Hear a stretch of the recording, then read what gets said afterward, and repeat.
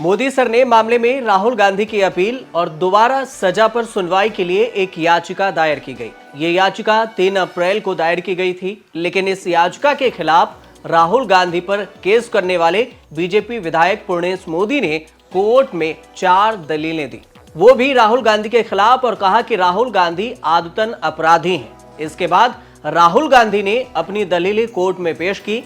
तो चलिए अब आपको आज बताते हैं कि राहुल गांधी ने क्या दलीलें दी हैं कोर्ट में, और उनके दलील देने के बाद राहुल गांधी के पास क्या क्या ऑप्शन हैं, अब आगे क्या होगा।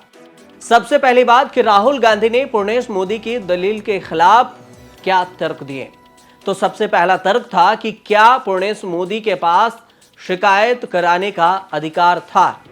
13 अप्रैल को सुनवाई के दौरान राहुल गांधी की ओर से पेश वकील आर.एस. चीमा ने दलील दी कि मानहानि कानून के मुताबिक केवल पीड़ित व्यक्ति ही शिकायत दर्ज करा सकता है।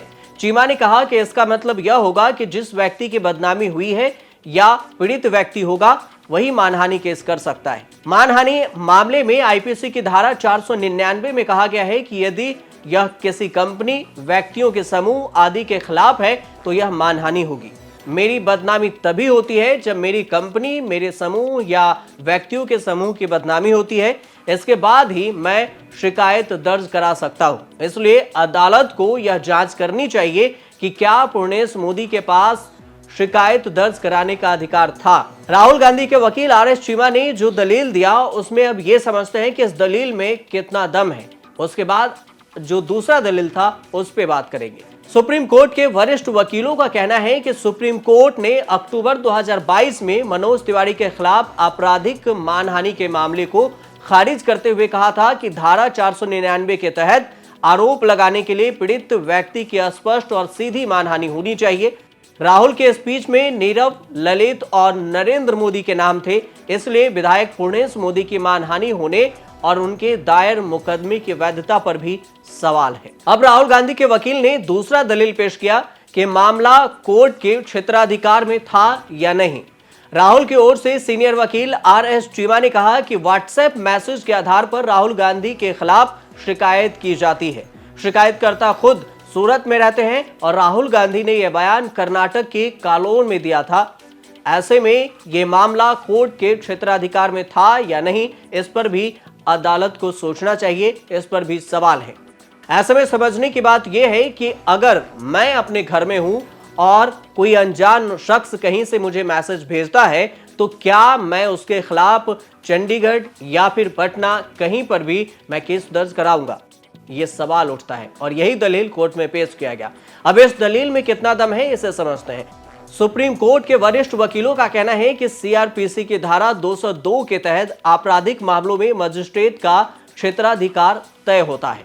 राहुल ने मोदी सरनेम वाले स्पीच कर्नाटक के कोलार में दी। सवाल यह है कि यह मामला फिर सूरत के सीजीएम कोर्ट के अधिकार क्षेत्र में कहां से आ गया। सुप्रीम कोर्ट ने Subramanian Swamy versus Union Bank of India मामले में आपराधिक मानहानि की संवैधानिक वैधता कायम रखते हुए कहा था कि निचली अदालत के जजों पर सभी पहलुओं में जांच करने का उत्तरदायित्व है। अब तीसरा दलील जो राहुल गांधी के वकीलों ने दिया कि जज को मालूम था कि राहुल गांधी सांसद थे, फिर भी 2 साल की सजा सुनाई। राहुल के वकील चीमा ने ट्रायल कोर्ट में कहा कि ट्रायल कोर्ट ने कुछ ही देर में राहुल को दोषी ठहराया और अपराध के लिए अधिकतम सजा सुना दी। सुबह 11:51 पर मेरे मुवक्किल को दोषी करार दिया जाता है और आधे घंटे के भीतर उसे सख्त से सख्त सजा दी जाती है। जज ने कहा कि आप सांसद हैं और समाज को एक संदेश देना चाहता हूं।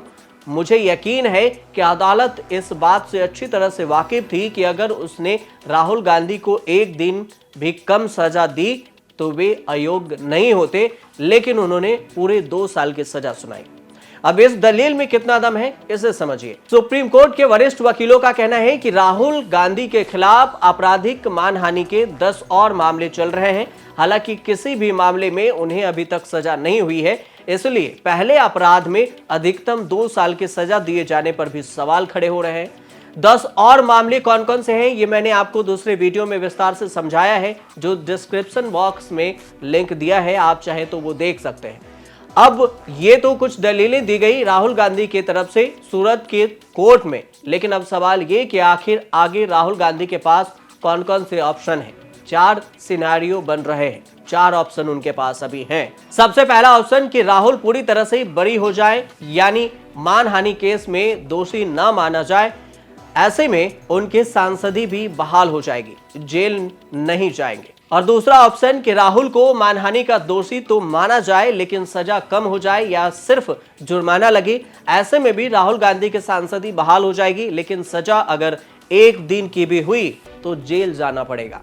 और तीसरा ऑप्शन है कि हाई कोर्ट या सुप्रीम कोर्ट में मामला जाने पर अदालत यह कह दे कि अधिकार क्षेत्र से बाहर जाकर सुनवाई हुई, यानी यह केस सुनवाई लायक थी ही नहीं। इस परिस्थिति में भी राहुल गांधी के सांसदी बहाल हो जाएगी और वह जेल नहीं जा सकेंगे, जेल जाने से बच जाएंगे।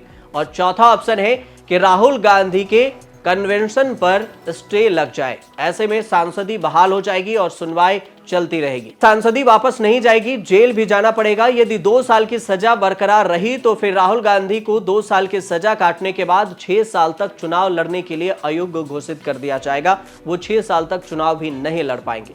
अब आपको ये बताते हैं कि पूर्णेश मोदी ने राहुल के खिलाफ क्या दलील कोर्ट में पेश किया। उसने अपने जवाब में क्या कुछ तर्क दिया। उन्होंने 4 तर्क दिए। सबसे पहला तर्क कि राहुल ने कोर्ट पर दबाव बनाने के लिए बचकाना हरकतें की, बच्चों जैसे हरकतें किए और उन्होंने बाहर जाकर बयान दिए। दूसरा दलील कि कांग्रेस के नेताओं और राहुल के सहयोगियों ने अवमानना वाले बयान दिए, यानी वो बार बार कोर्ट पर दबाव बना रहे हैं। तीसरा, राहुल गांधी आदतन अपराधी हैं और उन पर 10 से ज्यादा मानहानि के केस हैं। ये तीसरा दलील है पूर्णेश मोदी की तरफ से। चौथा दलील है कि राहुल राहत के लिए अनुरोध नहीं कर रहे हैं, वह अदालत पर दबाव बना रहे हैं, इसलिए बाहर प्रोटेस्ट विरोध कर रहे हैं और अपनी बयानबाजी बाहर भी जारी रखें। आपको बता दें कि राहुल गांधी को मोदी सरनेम मामले में जैसे ही 23 मार्च को सूरत के सेशन कोर्ट ने 2 साल की सजा सुनाई, बीजेपी के विधायक खुश हो गए, लेकिन सजा सुनाए जाने के 48 मिनट के अंदर ही राहुल गांधी को बेल भी दे दिया गया था। इसके बाद राहुल गांधी ने 3 अप्रैल को सत्र अदालत में एक अपील दायर की थी, जिसमें दावा किया था कि मजिस्ट्रेट की अदालत द्वारा उनकी सुनाई गई सजा गलत थी। उन्हें इस तरह की सजा सुनाई गई थी ताकि संसद के सदस्य के रूप में उन्हें अयोग्य ठहराया जा सके, क्योंकि सजा सुनाए जाने के 1 दिन बाद 24 मार्च को राहुल गांधी को संसद से अयोग्य करार दे दिया गया था। उसके बाद 25 मार्च को उन्हें घर सरकारी बंगला खाली कराने का भी नोटिस दे दिया। कांग्रेस नेता राहुल गांधी की सांसदी दोबारा बहाल होगी या जेल जाएंगे।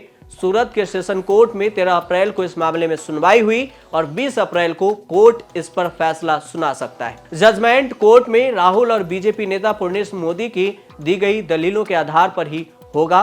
तो ऐसे में देखना होगा कि आखिर कोर्ट 20 तारीख को क्या करती है। आप देखते रहिए न्यूज़ तक।